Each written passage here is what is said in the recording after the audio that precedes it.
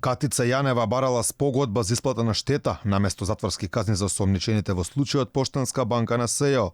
Ова денеска пред судот во улога на сведок го кажа обвинителот Бурим Рустеми, кој беше дел од обвинителството на Јанева. Застапникот на овој предмет сведочеше и дека кога се подготвувале предлозите за замрзнување на имотот на осомничените, шефицата на СЈО дала насока еден од становите на Томе Главчев да не биде опфатен, бидејќи ќе добиел нов собственик, за кој подосне спаднало дека е поранешниот директор на МЕПСО, Сашо Василевски, кој важи за близок пријател на Катица Јанева.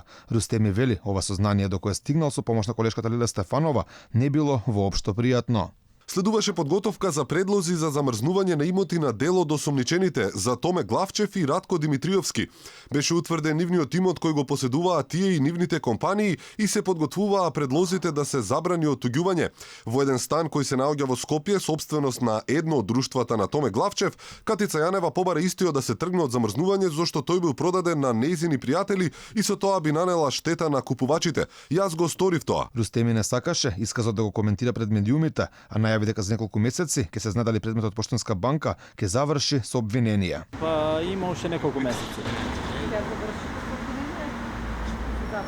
Најверојатно ќе одлучиме од кој ќе се заврши. Одбраната немаше прашања кон денешниот сведок. Адвокатката на Јанева, Ирена Фрчковска, изрази задоволство од сведочењето на Рустеми. Исказот беше коректен, само го потврдува она што ние го кажуваме, дека Катица Јанева практично воопшто ниту влијаела, ниту се мешала во постапувањето на обвинителите. Рустеми сведочеше дека Јанева од него побарала на Главчев да му го врати пасошот со гаранција од 1 милион евра. Тој кажа дека во дискусија со колегите одлучил да прифати, земајќи ја во предвид висината на сумата.